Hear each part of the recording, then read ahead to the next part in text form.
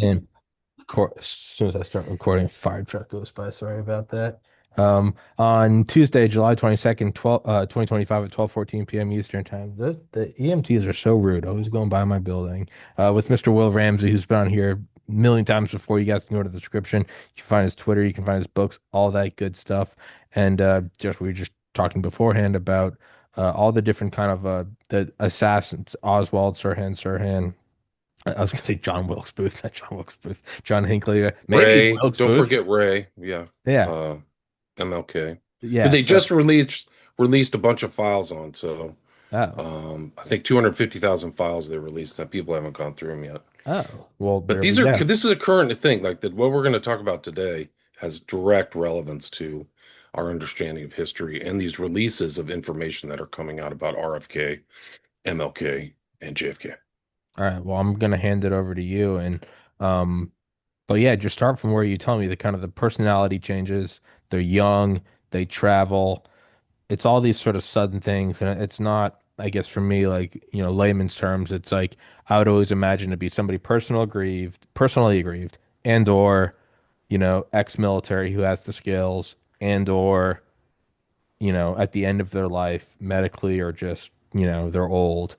But it's not that. It seems to kind of be young and again, not guys who feel like they have nothing left. I mean, like a lot of them are, yeah, like you said, young chicks like good looking dudes. Why do this? Good question. They're all like 24. Oswald was 24. Chapman was 24. Sirhan's 24. I don't remember Ray's age, but a lot of these guys are young and impressive. Hinckley was fairly young. The Hinckley attempted assassination on Reagan was early 1980, and then Lennon's assassination was December 79. So these two assassinations that would have really changed world history. I mean, the death of Lennon, who was a really public cultural figure, much more so than the other Beatles. And then Reagan would have put in Poppy Bush, right? This kind of sinister figure into real power. He still was the power behind the throne, Sure. apparently, but he would actually have ascended to kind of the premier, obviously the presidency. But what ties these two together is this book, The Catcher in the Rye. And so I've titled this presentation Catchers in the Rye because there's a subtext within the book when you read the text, which came out by J.D. Salinger in 1951. There's a real subtext of darkness and degradation and cultural degradation. And a lot of people have complained about this book, about why it's in the public. Why are people reading this about this guy Holden Caulfield, who gets kicked out of all of his private schools and ends up traveling to New York City, Central Park? Why is this guy being pushed onto into the public curriculum and into the consciousness of young impressionable teens? And when you really read the book with a critical eye, like I'm like old now, it's incredible how much stuff is in there that they like there's real violent things, and there's a tie-in with this concept of the catcher that is tied with violence, which really is. And I think it ties the book in, and you'll see in this presentation once I pull up my slides. Chapman, for in specific, was just obsessed with Catcher in the Rye. He wanted to become the messiah of the Catcher in the Rye. He wanted to his identity morphed into Holden Caulfield for some reason, in a strange reason. And Hinckley himself had a copy of the Catcher in the Rye. He identified, he knew of Chapman's shooting of Lennon, and he identified with Chapman when he went and supposedly, I mean, there's open questions whether he was the actual trigger man who shot Reagan. Much like I think in my take of the Lennon assassination, Chapman never really got close enough to kill Lennon. Lennon had a very tight, like almost an assassin's skill level of shots, a tight series of shots right around, I think, the left side of his heart, which was like the part where once you blow that out, you're done. Yeah, Like, so somebody who was a pro who knew that made sure that the work was, that it was accurate and the finality, I think, was done. Not somebody who like shot out of rage or something like that. Like somebody really wanted Lennon dead. And if you follow Chapman's movement, and like you mentioned, these people are moving around in weird ways. Hinckley traveled to get to DC to supposedly shoot Reagan. He traveled from the West Coast, and Chapman was in Hawaii traveling around, but he went back and forth with the guy who had a very he had a penurious, he didn't have a lot of money. How is he getting these tickets to, cross the continent over and over again?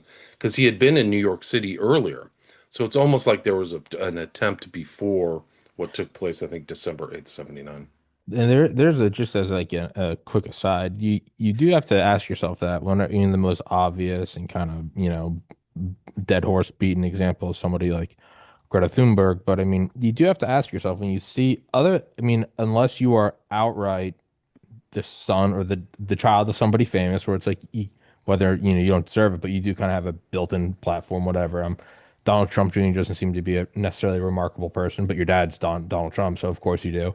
Or if you just have a ton of money, you can kind of do whatever you want. But outside of those two, people who ascend out of nowhere, aside from the basic one, like they don't have any talent, why did they rise to the top of the music industry or the podcast industry or the whatever? Regardless of that, which is already a red flag, is kind of the money thing. And it's something that gets glossed over because it's not as in your face as like, well, where did this teenager get like a red Ferrari? Not that.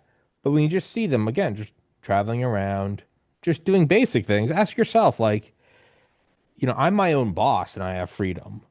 If you saw me travel to more than one place in a year, you'd be like, either his show is doing very well or someone's paying him.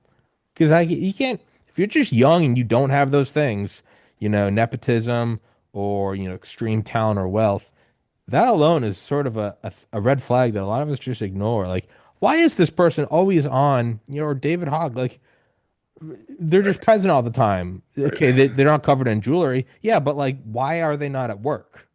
Just like little things Right. do you, I Why mean, don't they have to do a 9 to 5 grind? Like, I yeah. mean, Is he? I mean, again, unless you're like a freak, you're like Zuckerberg. We're like, yeah, well, he dropped that. He made $1 billion, whatever the fuck. Like, just simple things like that. Like, where are you?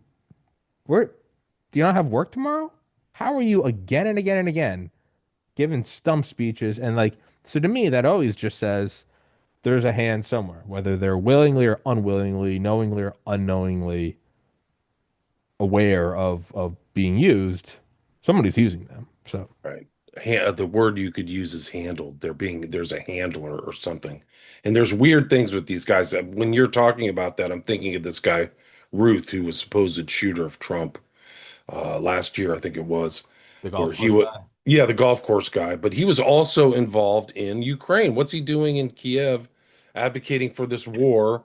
And then he lives in, so he's like supposedly building homes for the underprivileged in the east coast of Oahu, and somehow is traveling around. Like those flights are expensive. Uh-huh. How is he able to afford that? I don't think he could pay his alimony. So like he owed his ex-wife money and stuff, and but he's traveling around, and then he shows up in freaking Miami.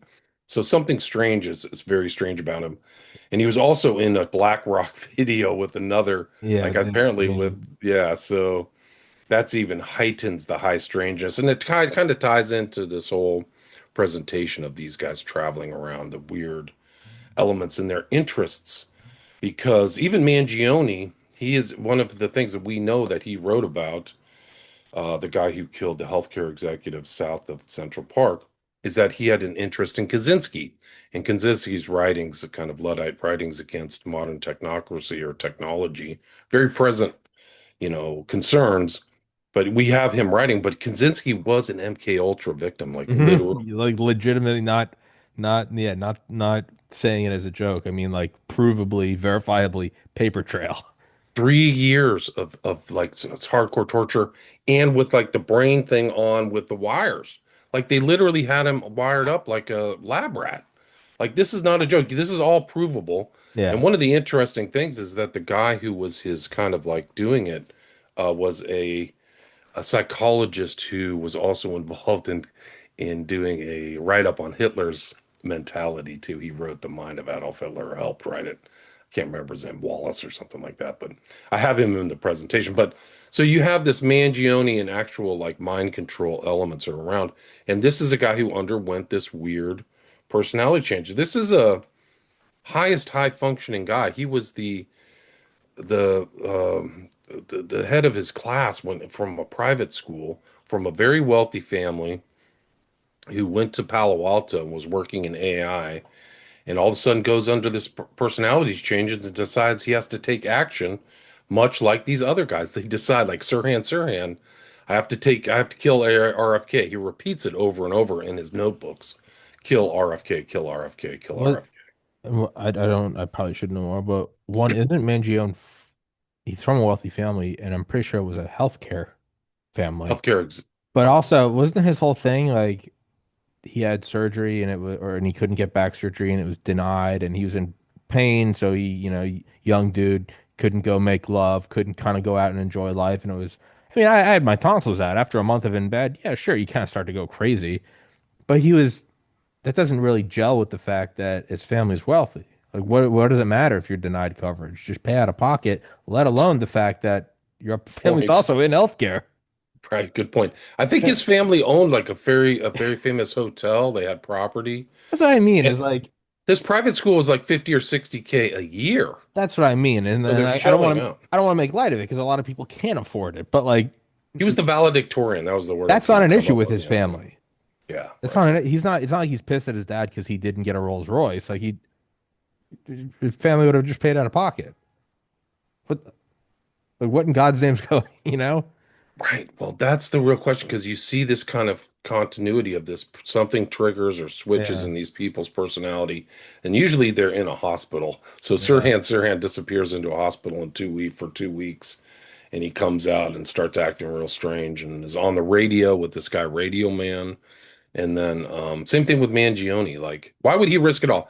This is a young guy. Chicks liked him. He's a good-looking Very guy. handsome, got a ton of money. Like, what are you Tons doing, of dude? personality too. Like apparently, like I mean, he's intelligent. He could write, and It's he was just a total interested in it's just a books. total Chad. Like, what are He's you a doing, Chad. He's a man? Giga Chad or a Yeah, what Mega are you yeah, Chad or yeah, whatever. Giga Chad. What are you doing? Why are you throwing it away to shoot some guy at 7 a.m. in the morning? Like, how did he know that this guy was walking out of the hotel at 7 a.m.? That's a big question for me.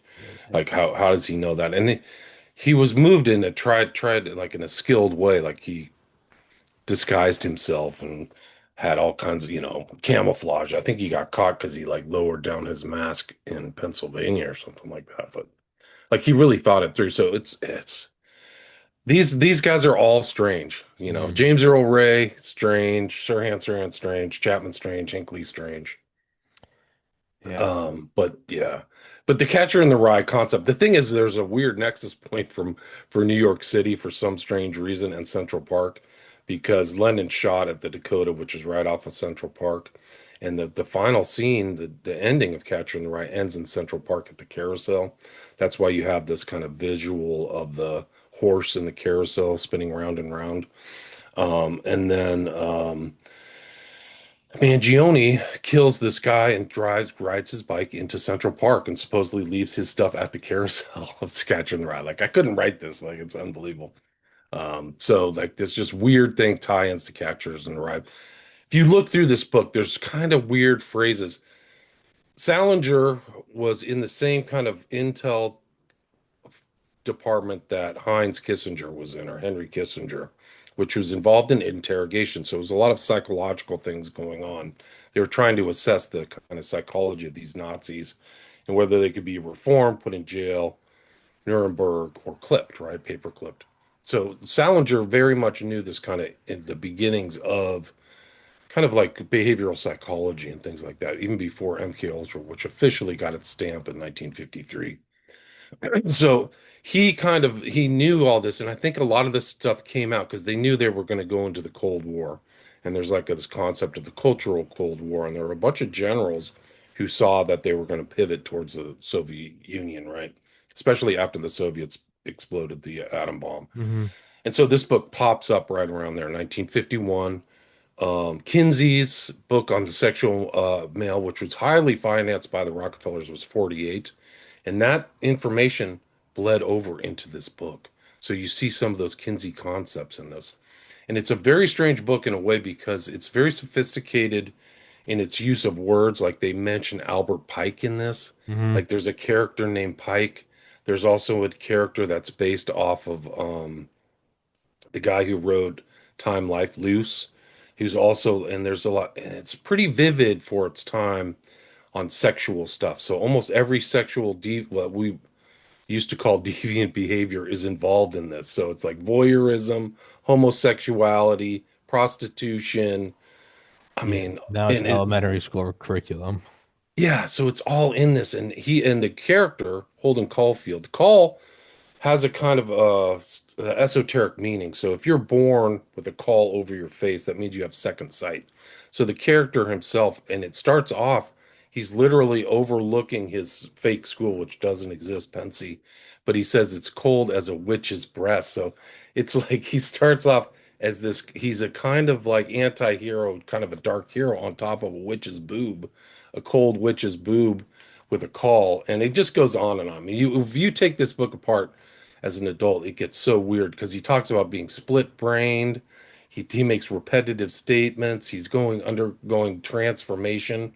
Every time he says he lies like a madman, he's a total liar. And he says he's a sex maniac and stuff like that. I mean, it just goes, he's like schizophrenic. And one of the visuals from the book that you see, he's wearing this hunting hat, but he says, I hunt people in this hat. I shoot people with this hat. So he's violent. He has violent ideation. And that's what I think is kind of interesting in this kind of trigger concept of Chapman and Hinckley is that this book elicits this kind of violence. And so he has this dream of being a catcher, but there's other elements within the book where he sees the words FU spelled out at a museum, and he wants to catch somebody and really bash their brain out. And it's very vividly portrayed. So you see this concept within the title, but also the use of the word in the narrative that's very violent. Hmm. But he's under psychoanalysis. He's been like, I mean, he talks about there's transvestitism too in this, sadism. He references a woman's body as a violin. Anti-Christian animus is in this. And Holden Caulfield identifies with the demon, really the demon possessed guys. If you remember the Bible, I think it's what's in the Matthew or something. It's where Christ goes out and heals this guy who has all these demons, and he says, "Let us go into these pigs," and the demons are exorcised, and they go into the pigs, and the pigs go into the water. I don't know if you remember that part of the New Testament, but it's like that's who Holden Caulfield identifies as this guy Legion. Yeah. So he says, well, Jesus asks him, "What is your name?" And he responds, "My name is Legion, for we are The many." many, yeah. Yeah, so that's kind of Holden Caulfield is so he's on the opposite side. He's not this is not a Christian good figure. This is a guy who references others. He's crying all the time. He's suicidal. He thinks about jumping off like the out of the hotel. He repeats, "I swear to God, I'm a madman." He goes into a bar called the Wicker Bar, and that's a whole nother story about pagan sacrifice and stuff like that. It goes all on. It just is incredible. He's like a pyromaniac, chain smoker, and there's elements of this other people have researched. It's pretty clear that there's Masonic elements in this book. At the very end of the book, he's at Central Park and he goes into the Museum of Modern History, goes downstairs to see the Egyptian displays. And so that Egyptian kind of basis is such a central part of Masonry. So he's like living through that. Then and it's also the symbol of going beneath and coming back up. So you're like reborn, a brother Hmm. under the skin or something.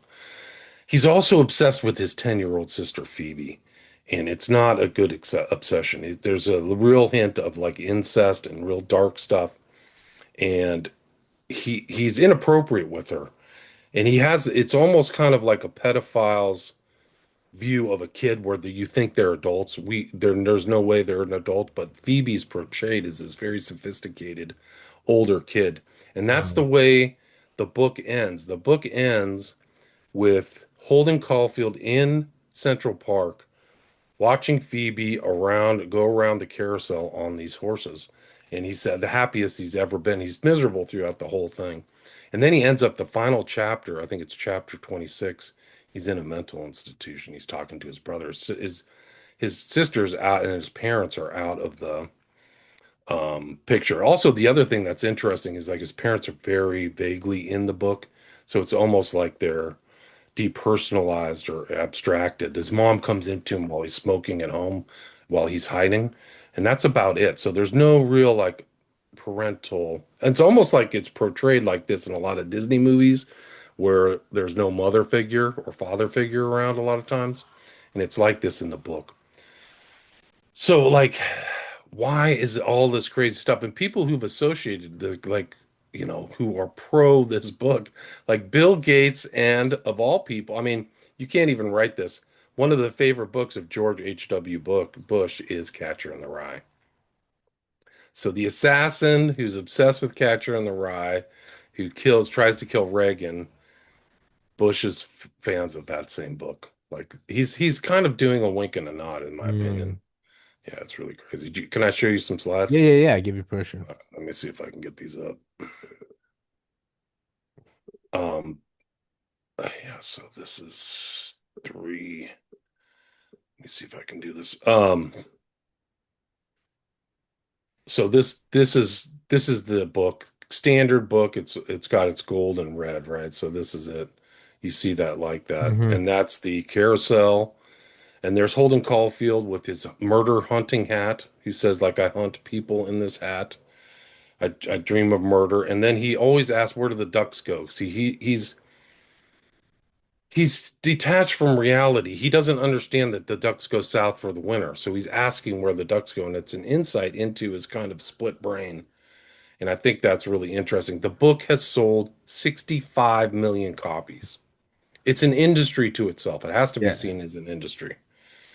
And that's what Salinger looked like. He was actually on D-Day. I think he was Omaha Beach. Oh, geez. Yeah, so he had PTSD for sure. Yeah. Yeah, and this is Chapman and Hinckley making the same weird gesture, like with their brain in their hand or shooting to their right temple. Kind of inexplicably, there's Hinckley. Hinckley's in the news today. He was on TMZ. John Hinckley Jr. asked by ex-users to assassinate Donald Trump. Mm. How many times has people tried to kill Trump? I'm not even sure. I think it's very. You're going to tie this in. One of the things that Hinckley was really interested in was Taxi Driver. Taxi Driver had this kind of Phoebe person in there, and Jodie Foster. And he identified with this anti-hero Travis Bickle, who's an assassin. He tries to kill like one of these presidential figures. But in this book, this president has been shot. It's his code name. I forgot what his code name was. It was like Rawhide was Reagan's code name, but this is from the book, The Assassin. Hinckley identified with Travis and began to act like him after he'd seen the film 15 times. He bought the same clothes, ate the same foods, drank the same liquors, and invented a girlfriend just had Bickle.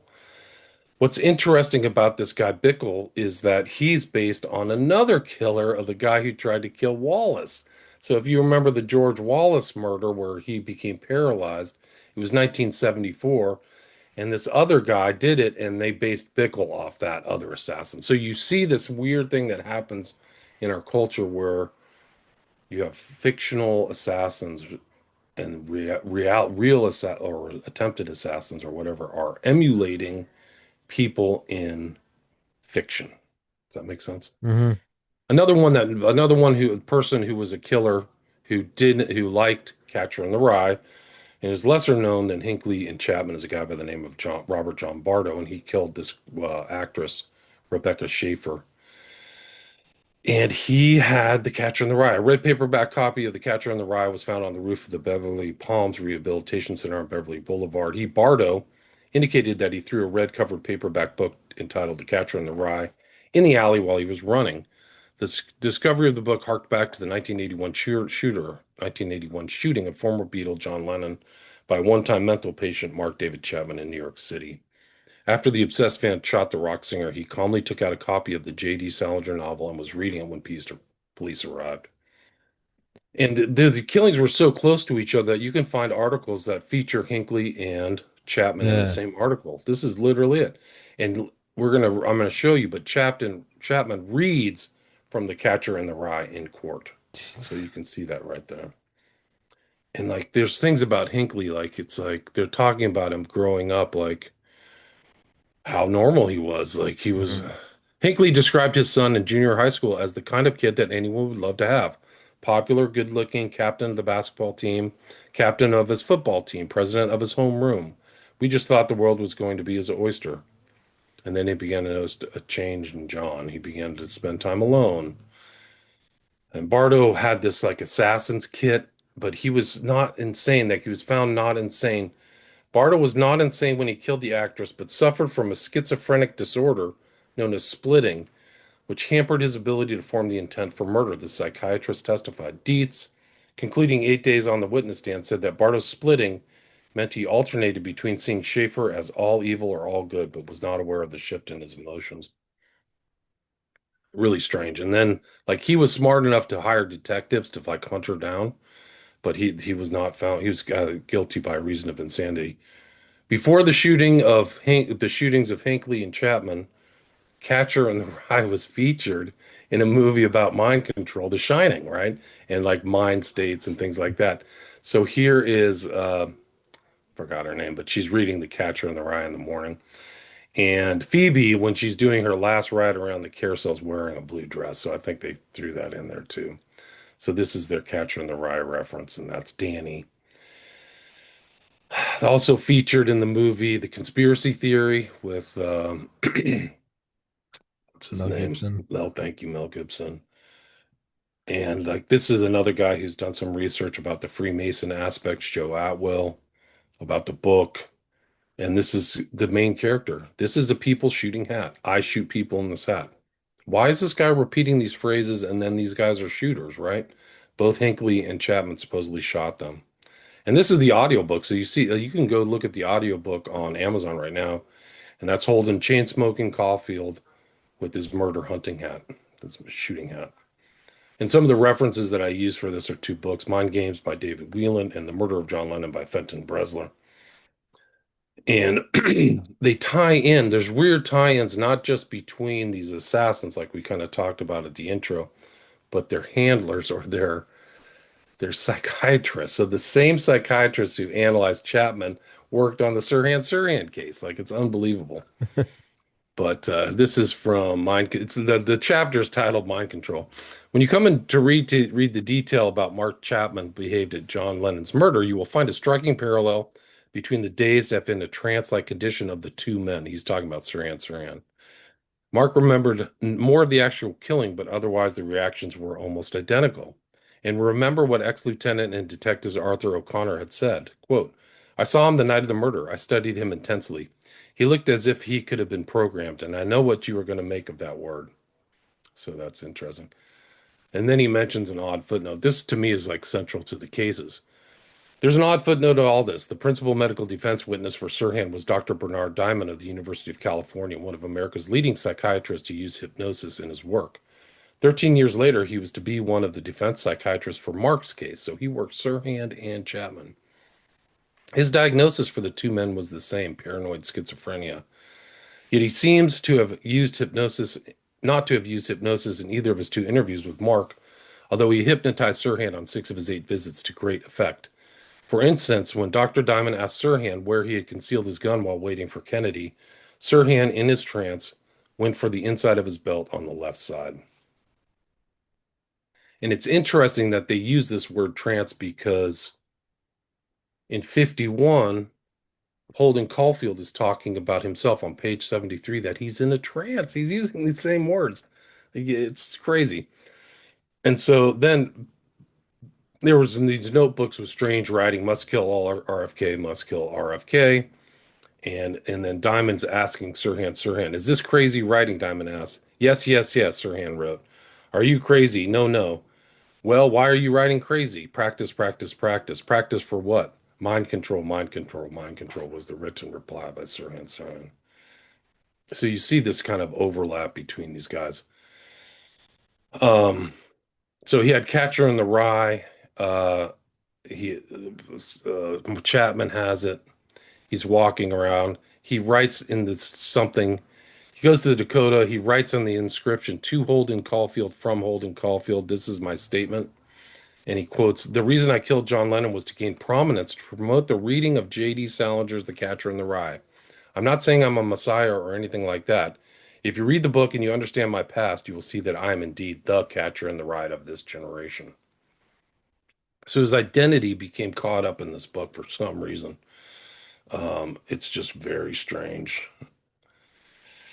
And then this is the writer Mark's life changes. So something about this kind of transformation. There's a lot of transformation themes in Catcher in the Rye, the book too, which is interesting. Quote, it is clearly a difficult time for him, and now an ominous new factor came into his life. He became interested in the Catcher in the Rye. We do not know why. We do not know if anyone suggested it to him, and if so, who. Catcher is a book that most people read once in their life in their teens, and that is it. Why on earth, seemingly out of the blue, did Mark suddenly get so involved in a book that, like most of his generation of young Americans, he had already read before at school nearly 10 years earlier? So, like, he buys it. He goes there. I mean, he's reading it.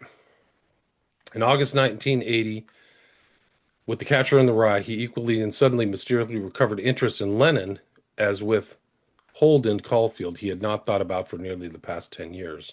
So he's talking about like he becomes interested in it. Um, he's in Hawaii and then he comes back and then he goes to New York City the day John Lennon died. As he walked 20 blocks to the Dakota on West 72nd Street, incongruous amid the lightly dressed New Yorkers with his heavy winter gear, he realized he was missing a prop. He had with him his double fantasy album, but something was missing. He halted his progress toward Lennon's selected place of execution and dived into a bookshop to emerge with a red paperback copy of The Catcher in the Rye. On the title page, he wrote, "To Holden Caulfield from Holden Caulfield," and below that, this is my statement. I mean, it's just crazy. Oh, fuck. Yeah, and then he like had the book with him. He bought Catcher in the Rye. Then he goes to court. Oh, he writes something to the New York Times after the shooting. On Sunday, February 1st, Mark sat down and wrote to the New York Times in ballpoint capitals a statement, which the newspaper printed 8 days later. Seldom could a book that first appeared in paperback 17 years earlier have had such a glowing sales boost. Quote, it is my sincere belief that presenting this written statement will not only stimulate the reading of J.D. Salinger's The Catcher in the Rye, but it will also help many to understand what has happened.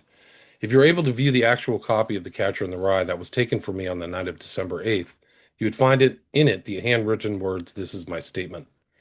Unfortunately, I was unable to continue the stance and have since spoken openly with the police, doctors, and others involved in this case. I now fully realize this should not have been done, for it removed the emphasis that I wanted to place on the book.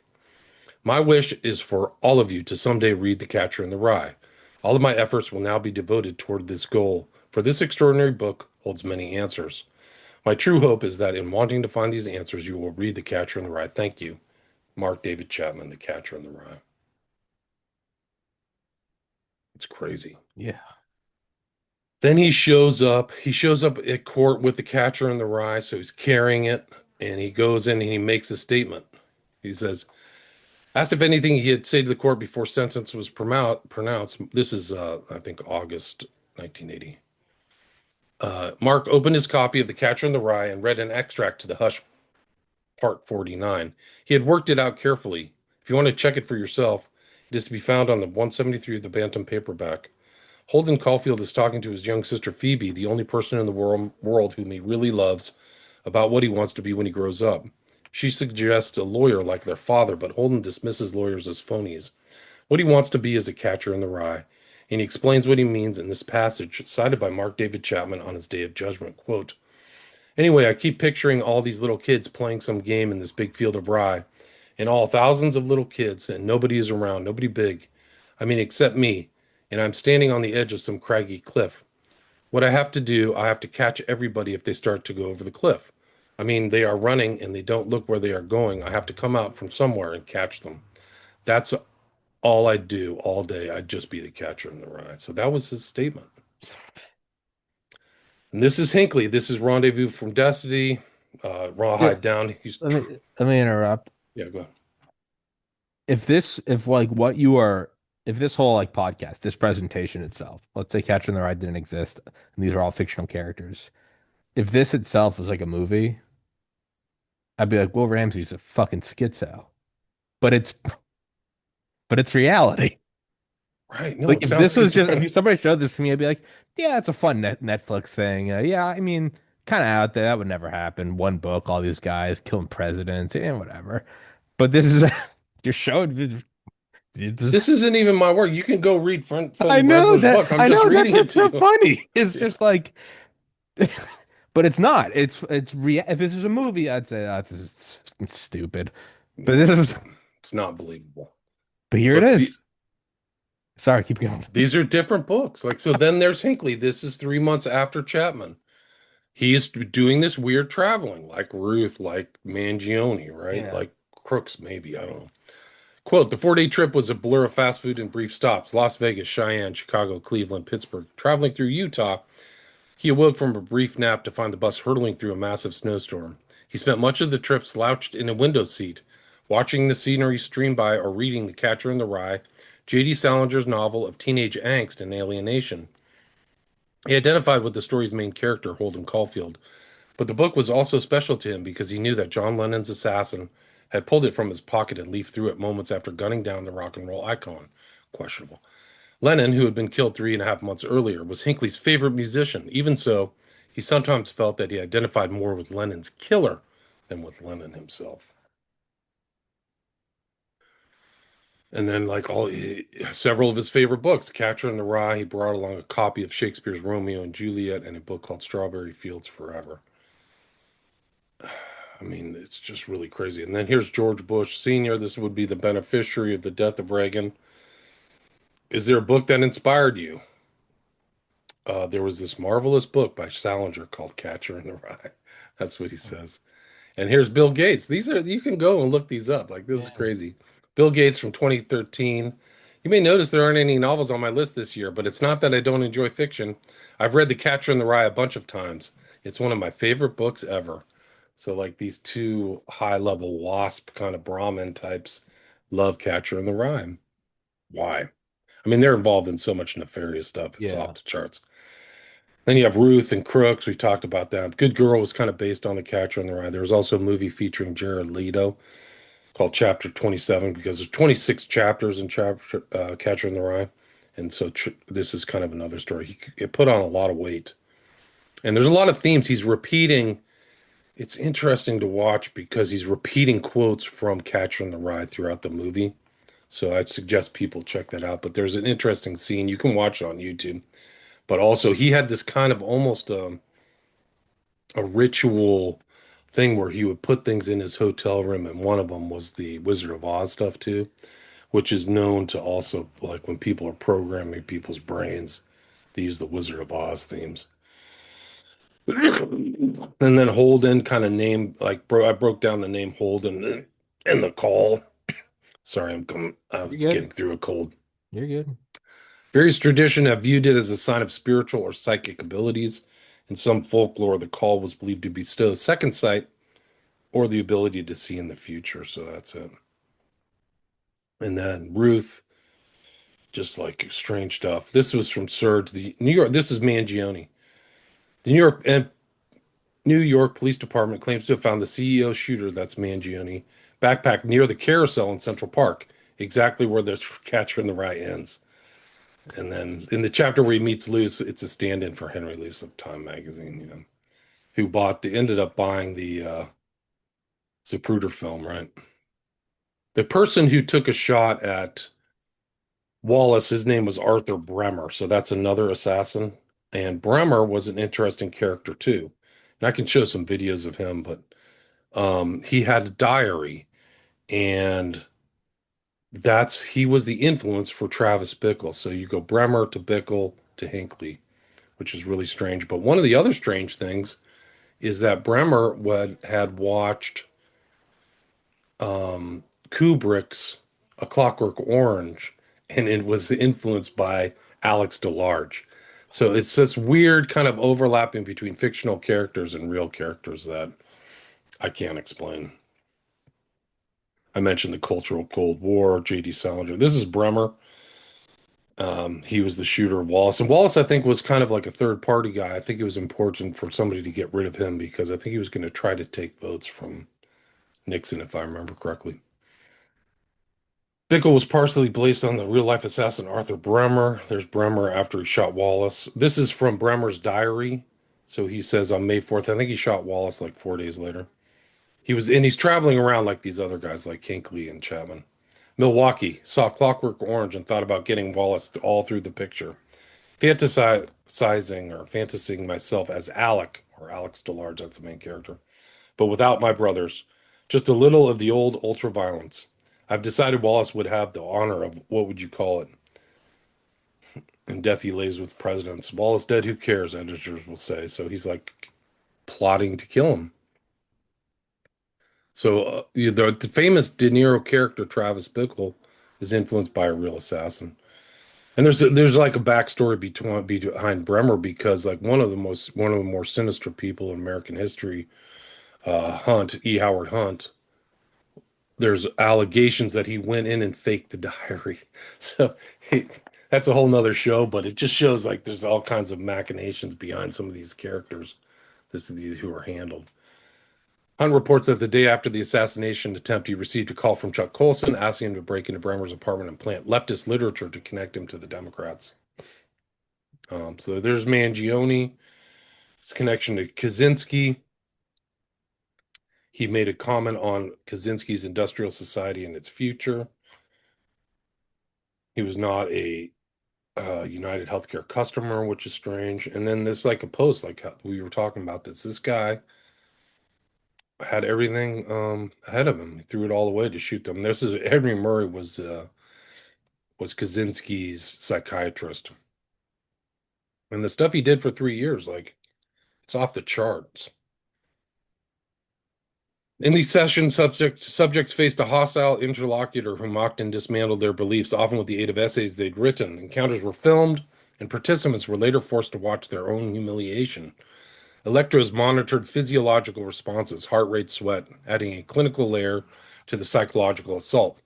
Murray's goal was to observe how young men, presumably still forming their identities, cope with extreme stress and confrontation. That's what this thing is. Do you see how all of these other guys, their Hmm. identities morphed? So they're tinkering, Murray's tinkering around with people's identities, including Kaczynski, I think from 58 to 61, before all these assassins. So It they're ma studying this. it makes sense. Not, what obviously doesn't make sense is like again, the world is your oyster, Giga Chad, the whole nine yards. What does make sense is, I mean, if I'm if I'm in the CIA or whatever, the national security apparatus, and I want to try some, experimental shit, I'm not going to waste the experimental shit on some nobody. I want a Giga Chad because the fact that they're a Giga Chad, if I have some experimental new growth hormone, I'm not giving it to me. I'm giving it to Tom Brady. And I'm like, because he's already at the apex. I don't want to waste this thing. And that's just a drug. Now imagine if it was classified. Imagine if it's assassinations, not just can you run the 40-yard dash faster. That's what I would want to do. So to me, it's pure evil. But if you were to be that person doing these things, yeah, you want the primo racehorse. You want you don't waste carbon fiber on like my Civic. You put it on a Formula One car to shave off that last little bit. And so it makes sense that you go for Giga Chads, right? Right. What's Kaczynski's IQ is like 165 or something Yeah, it says right there, crazy. 167, halfway Yeah, down. like, Kaczynski entered yeah. Harvard at 16, a math prodigy with an IQ. Yeah, you don't want it on. You're not putting it on me. You're not wasting it on me, right? If I was MK Ultra, that would be such like a compliment. They'd be like, you really thought something to me. Right. I mean, that, and they had some kind of fixation right after World War II with like gifted students and stuff. Like they were trying to Sure. find gifted students out All of that public schools and groom them. There's like all kinds of stories about, Phenomena by Annie Jacobson. All yeah, about yeah. that stuff, Was I right? I Yuri don't know. Geller and all that stuff, the ESP and PSY and all that. I mean, those are special access programs, the same classification as the stealth bomber, remote viewing. I think it was a Grill Flame that was a special access program. I mean, they did all this shit. Yeah, they were really into. I How mean, many pe how many people did Kaczynski kill or bomb? Like uh, he went after his own class.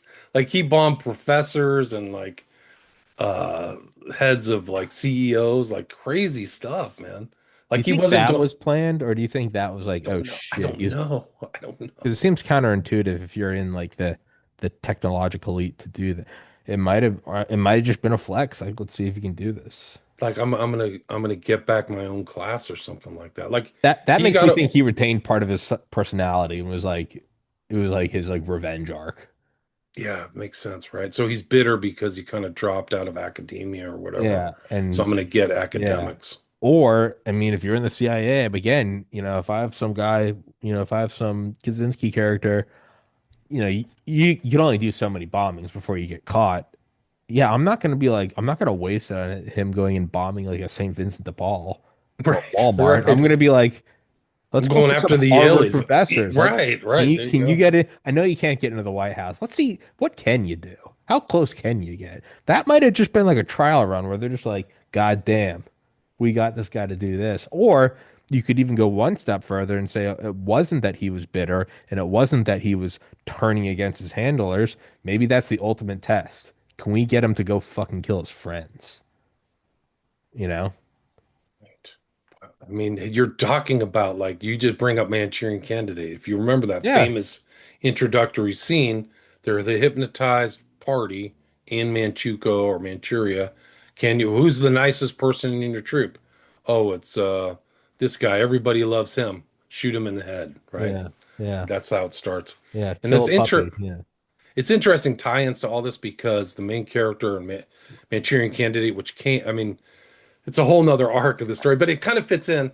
Manchurian came out in 63, right? And it's about the main character is Raymond Shaw, who's in the Korean War, gets abducted by the communists, and then handed over to an American handler, right, to malign communism and take over and have this fake narrative.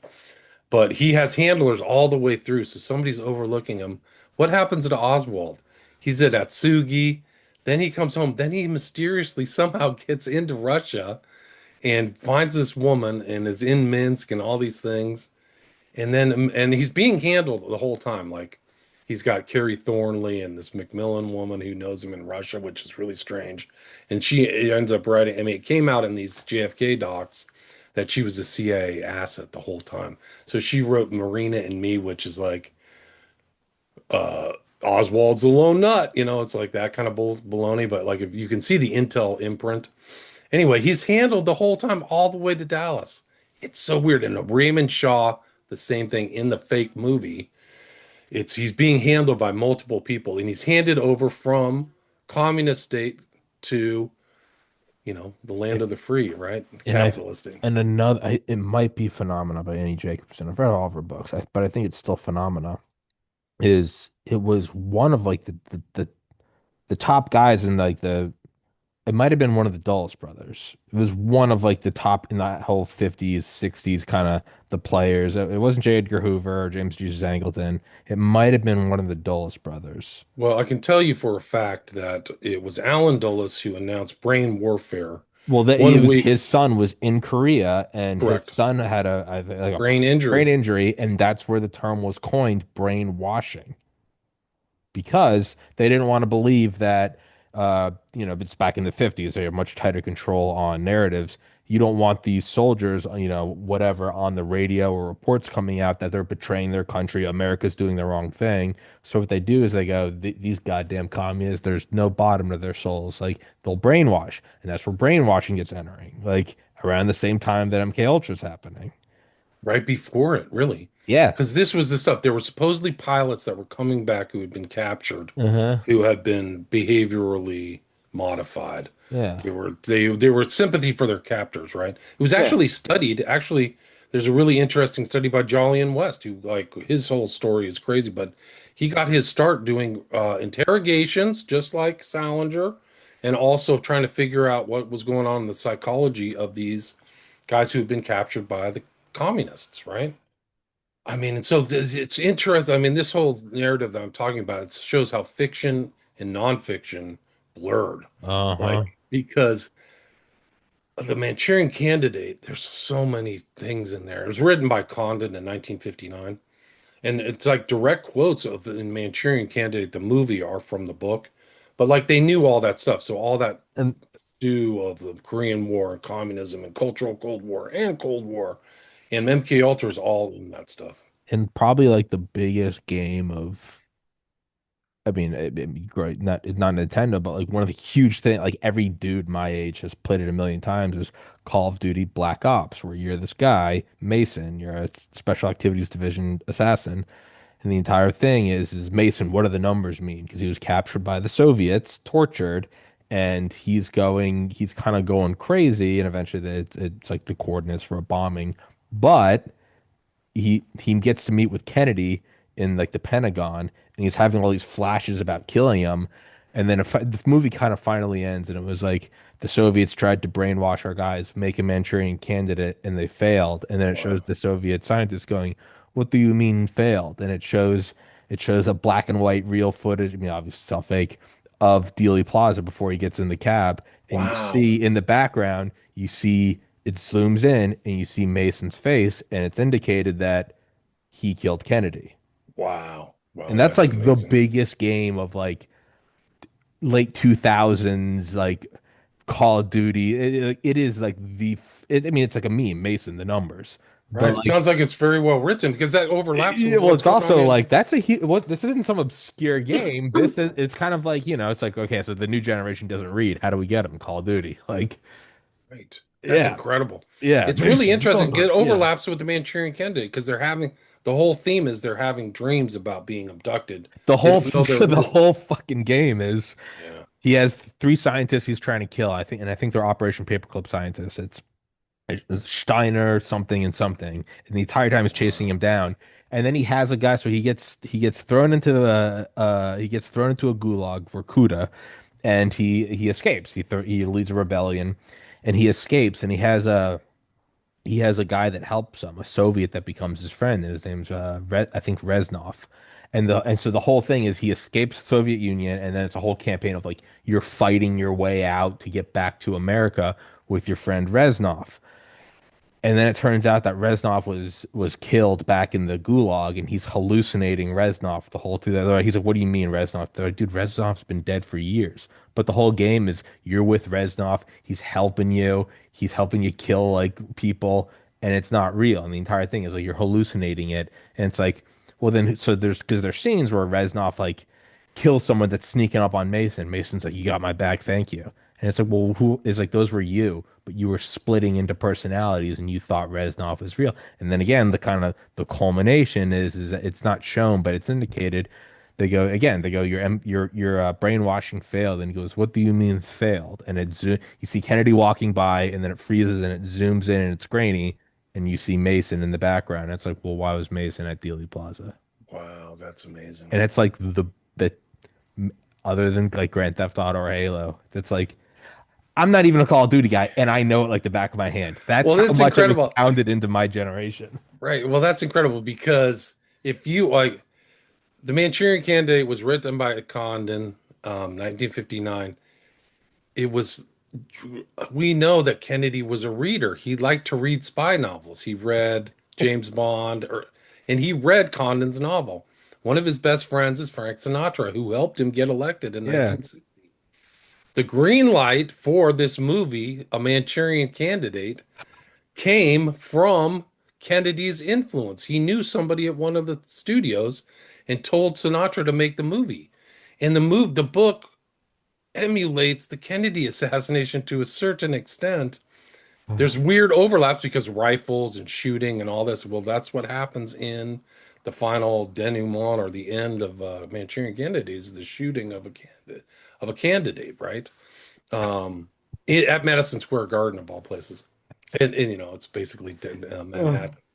and But that yeah, no, was, it's crazy. I mean, it's they in that. think But here's the crazy thing. Even crazier about Manchurian Candidate is it was take it was basically financed and produced by Sinatra's company.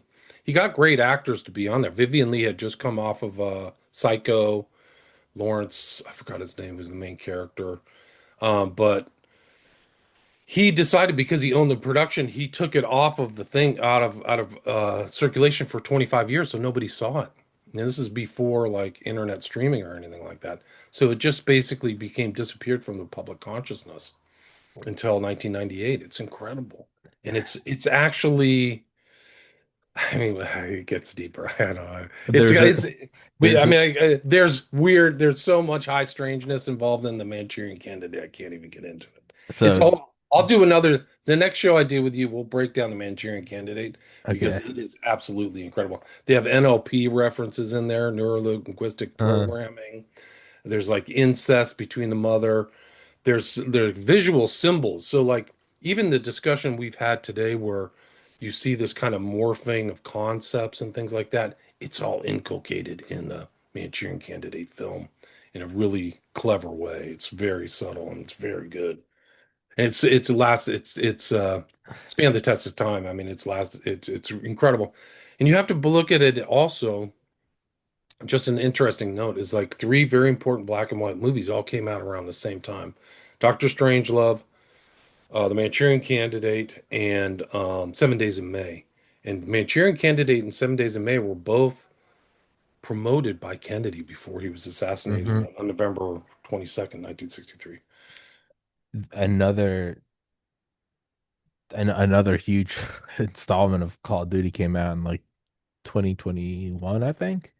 And I've actually just, but it's Call of Duty Cold War, and the entire thing is you're a character named Bell, and the entire thing is you're getting MK Ultra'd, and it always they strap him down and they put like a syringe Wow. into the eye, and then you go into he's in this like weird jungle, and but he'll find like almost like big computer parts like it would be like if like a hard drive the size of a building, and it's like now go in, and they're trying to unlock the deeper parts of his mind, and they're like go in, and they keep doing it again and again and again, and it's kind of like it feels like a dream, but it's like surreal. You're in the jungle, and then there's like a hard drive or a CPU or something. You're like walking into it, and it's like we have to go deeper, we have to go deeper, we have to go deeper. Wow. Because he is like the perfect Manchurian candidate. But whereas Black Ops was the Soviets got to you, this was the U.S. doing it, and then it ends with they kill him because he knows too much.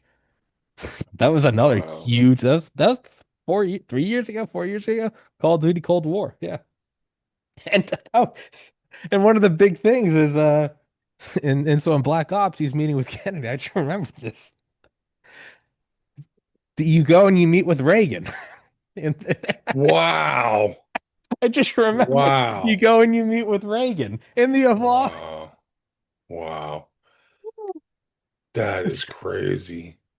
Look, this is exactly what um Kaczynski went through, something like this.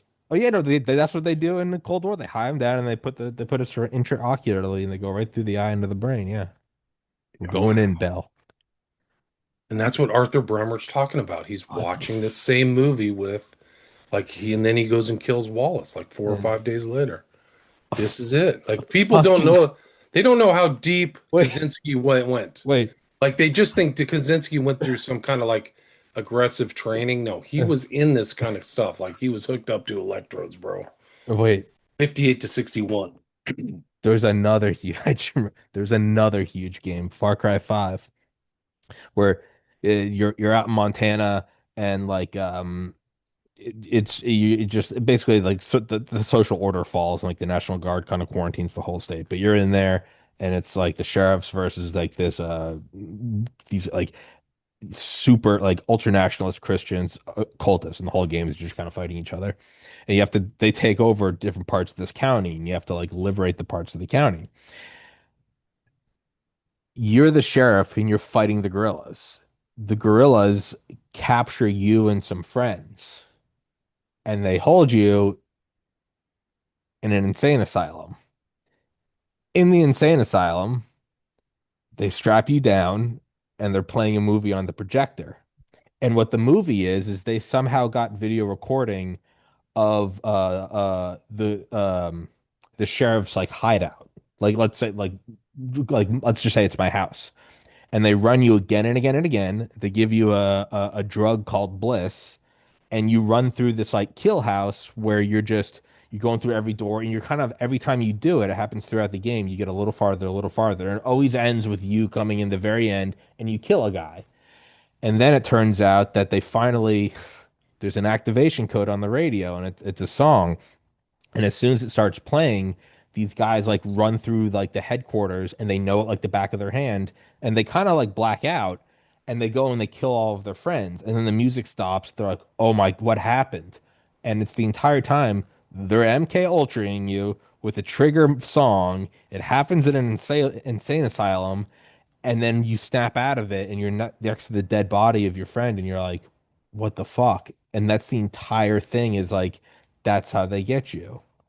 That's another like Far Cry is a massive game series. The entire thing is it's an insane asylum with a trigger mechanism song, and they Wow. drug So they you have a and they treat trigger. you. And then so whatever happens is because they don't know when you're going to go back to your buddies, but they know eventually you're going to end just law of averages. At a certain point, one of you is going to be in the guerrilla headquarters.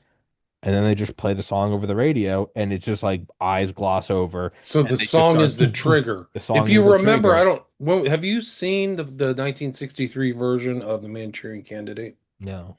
Okay, because the trigger is the Queen of Diamonds. So Yeah. you'll see that theme. If we do another show on Manchurian, I'll show Yeah. you because they have that trigger and they do it deliberately because Raymond Shaw has this fixation with his mom, like he loves and hates her or whatever. So the Queen is a stand-in, so it'll hit deep into his psyche when he sees it. But yeah, so and they say Sirhan, they had certain triggers for Sirhan. Like I mentioned some of the stuff. We could do a whole nother show on Sirhan. I know a lot about that case. But they said that there were certain taps they could do, and he would fall into some pre-programmed post-hypnotic suggestion. And that's why he had this handler who nobody ever discovered. She's known as the woman with the polka dot dress that people saw. And when RFK got shot, she came out of some door and said, "We got him, we got him, we got him." But they think that she got up there and got him into position, and then he got triggered. He was essentially triggered. It's yeah, So all these guys, the guys who write for these video games are really good. you know Like what? they, And some of the guys that run the brain control brainwashing on you they're good in the too. game, they're all GWAT vets. They're all what? They're all war on terror vets, Iraq, Afghanistan Oh, because it wow, takes place interesting. in 2020. Well, I had a guy on. Fucking yeah. There's a journalist. You should talk to him. He's a really cool guy, Kit Clarenberg, who I did a show with him about the ongoing thing of MK Ultra, Yeah, right? put me in touch Because, with them. but oh yeah, no, yeah, I'll make a note. I'll text you yeah. after. It's Clarenberg, Klarenburg. But he said like this whole sensory deprivation and everything was going on at that base in Cuba. What's the name of that base? Guantanamo? Yeah, Guantanamo. Get back. Like during the War on Terror, and they were trying to strip. They got these really innocent guys who were Arabic or something like that, and who weren't really. They weren't like the real like stereotypical terrorist. They might have been complainers or something, but they really tried to like reprogram them Yeah. and strip them down. And people can't. Sensory deprivation is a form of torture, Oh, it and is. You it's can see the pictures of them at Guantanamo. They have the face mask on, the exactly, hands, the ears, and then exactly, they're put on like a exactly. gurney so they don't even know if they're standing up. Yeah, no, they did horrible stuff. Oh yeah. And kill him. So people who think like this stuff is in the past, no. No. And that's this whole No. thing, the whole mystery of, What the fuck? Ruth and Mangione and all this stuff. It goes back to these type of things. That's kind of like the theme, but they use these, like you mentioned, triggers. Like Catcher in the Rye seems to have some form of trigger mechanism for these guys, or there's some passage within there or something. I don't know what it is, but it reminds me of this book. Like there's so many other things. If you ever watch the movie Evil Dead, where they find that like possessed book in some cabin, and that just opens up this whole like Pandora's box of hell. Have you ever seen Evil Dead? No. Oh, okay, don't watch it. It's terrible. It's like a total slasher movie. Anyway, Fucking I um, just I played another game last fall, not nearly well as known, called Trepang, where you're going and you're like fighting this evil corporation who's trying to take over the world. And at the end of the game, after you do the job, you come back to your homies and you back to the, whatever CIA headquarters, and they're all like, good job. And then they kill you. And the entire time in the and I think the game, your name is like 105 or something. And then they kill you. And the next guy comes out and his name's 106. And it's the entire time you're just, that was a much smaller indie game, but that came out like last year. Like, so forget that one. Far Cry and the Call of Duty, dude, those are, I don't know, gaming's not your generation. Those are massive titles. tens Like, of millions of players, or if not hundreds of millions, maybe well, Call of globally. I Duty, don't know. Call of Duty is it's like a meme how big it is. It's like the Walmart McDonald's game. Far Cry a little less, but it's still a massive AAA game title. Dude, it is so fucking crazy. The writing is good, man. Those It guys is are good very writers. good. But I'm just thinking of that, like a It one emulates, it just shows that it's a theme that fiction is a reflection of nonfiction, and then it flops back into uh, and the Call nonfiction to fiction to nonfiction Yeah, again. and the Call of Duty ones is They like those rhyme. are the whole thing is like they are like real characters though. It's you get to see Kennedy, you get to see McNamara, you get to see, Kissinger, you get to see him in the game like Reagan, they got praised because like the graphics are so realistic. They got like every wrinkle in his skin down. But yeah, you're going and fucking meeting with them like in the Oval Office and it's like and then one of That's you incredible. you're hunting down like killing a CIA spy, but it's all like those are huge, and then but those take place in the Cold War. Far Cry takes place, I think, in 2019, and the entire thing is like the power. Like you think you're winning, you think that you're gonna like make a comeback, and then it turns out like their ace in the hole is like they've MK Ultra'd you, and they like you don't even have to do it right away. You just let them go, and eventually they'll all go and go back to their bases, and then you play the song over the radio, and it's like when it happens, it's like the That's the vision goes trigger red, mechanism. and then Yeah. you always like wake up in a field after. And like Wow. even in it, when you So you kill, have total amnesia. yeah, so So when it's you kill hypnotic the amnesia, yeah, right? when you kill the head guerrilla leader, um, the other guys they don't even kill you, even though you just killed the leader, because they wake him up and everyone's like, He's a fucking traitor," and they're like, "No, like he got brainwashed, like this wasn't him," and they like let you because they know they've seen it before. They're like, "This wasn't." It'd be like if you showed up, like let's say you and I did a podcast in person and you killed me, everyone would be like, "Fucking kill Will," and then someone else is like, "I think he got MK Ultra because he and Tommy were friends," and then like they let you go because it's like it wasn't intentional. But you always wake up and it always takes place in an insane asylum and they give you a drug called Bliss, and it's It's amazing. So you just happened upon the story of hypnotic amnesia. And uh if you look into Sirhan, he oh yeah, has they all black out. total blanks. He doesn't remember the shooting. He says he kind of does, but he can't retell it. So he has some form of amnesia. And well, if I do that next show, we'll set up a Oh, next well, show well, yeah, there no, we need to. because it's involved in Manchurian Candidate. What the So it's fuck? and yeah, it's crazy. What's getting me though is just kind of like the realization that like it's clearly been adapted for mass consumption just because of my generation. Sure, people still read, but it's like I'm the video game generation, and it's like, well, where did these sneak in? And it's like they snuck into the biggest titles. They didn't sneak in at all. I mean, in my Well, generation, you could say to probably 9 out of 10 dudes like Mason, the numbers, and they'd be like, what do they mean? Like it's a meme. It's that is well there known. somebody from the national security state or what's called the deep state involved in these video games and putting these narratives out into the Of public? course they are. With a one-off, Black Ops One, I'd say you could write that off as a quit because the entire thing is about the Cold War. It's about the Cuban Missile Crisis. It's about everything. You could just say, okay, MK Ultra maybe, but it's happened again and again. Let me ask you another question. The army back in my day, when the very beginning of the internet, they actually put out video games to put for people to play Yeah, to train them. So yeah. how many of these are the inner so-called quote entertainment unquote Oh, to 100%. train kids to join the 100%. military gung ho and go to Iraq or whatever? 100%. Yeah, no, but it's just like, How many of those guys who were just firing off multiple rounds, listening to heavy metal in Iraq, had actually gotten their training going playing Call of Duty? well, you hear that a ton of times. You hear people kind No, of talking about it. They're like, yeah, I remember no, going to the recruiter's office and they're like, it's just like Call of Duty. no. Like, because that's what people do. They put on some tunes and play Call of Duty, put on Yeah, some it's fun. Metallica, and It's, that's the stories what you hear in Iraq. yeah, They're listening to heavy metal, just yeah. blowing the crap out of everything. And like, listen, as someone who like wasn't in the Middle East and as somebody who like has no intention to kill anybody, I will tell you, like, they're very fucking fun games. Like, it's very, they're not force feeding you medicine. It's the spoonful of sugar. It's fun. They're addicting your shit. You're playing with your buddies. You're all laughing, and it's yeah, it's a really fun game. But like, Have yeah, you ever seen there's like this mind control magician whose name I can't remember, but he put up this fake game and he hypnotizes a guy and he goes through Zombie Land. Have you seen that? no. Yeah, it's always scared me because some certain people, like on the, I'm not a doctor in hypnotism by any stretch of the imagination, but certain people are, we're on a scale where certain people are more suggestible, they're more susceptible to hypnotism. Some can't, but Yeah. this video game, he just hit that button, toot, toot, toot, toot, toot, and the guy literally, it's almost like his eyes rolled back in his head.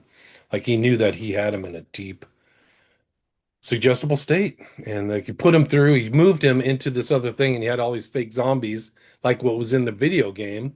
Then he put him back into the thing and put him back in front of the video. He had no idea what happened to him.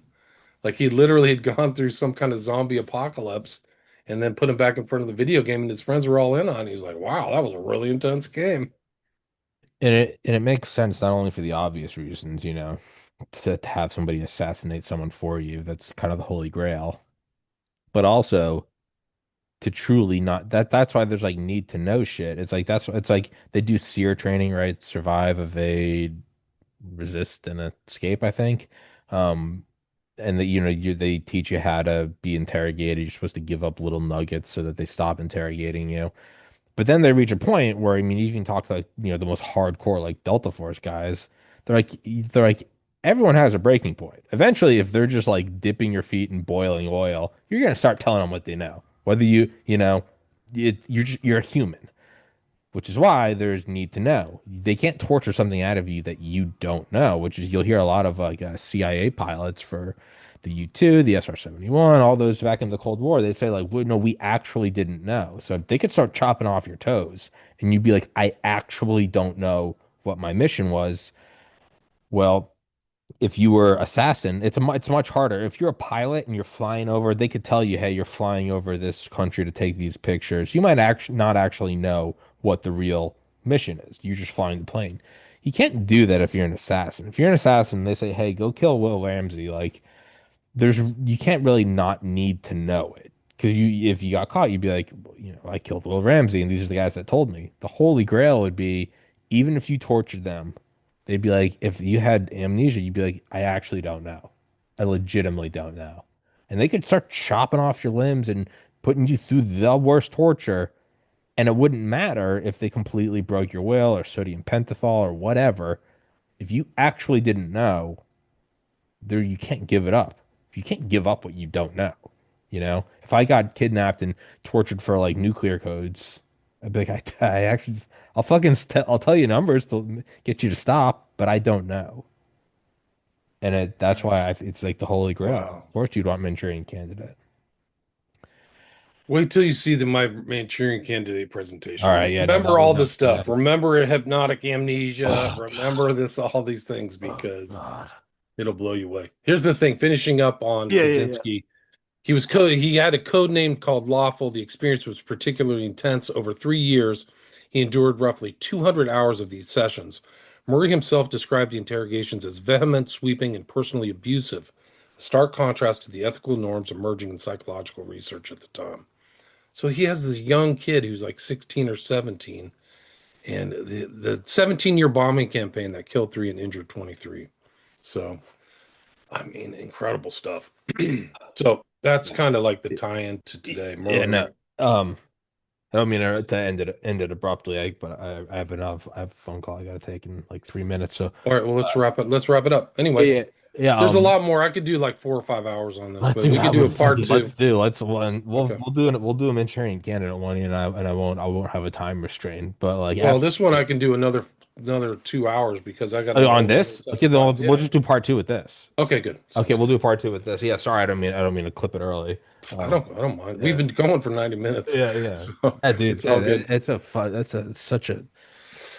It ties into so many things. We can bring it into the public and stuff. But yeah, the next set of slides I think you'll find really interesting. And then I can also just bring up the Candidate if and when we talk again. Yeah, no, we will not if we were gonna do it. All right, cool. I'll text you after this. I got All right. tips, but Peace. I'll Peace. text you this link. It'll be up tomorrow. Guys, go Sounds in the good. description. Please go grab his books. Pay the man. Go to his Twitter. All that good shit.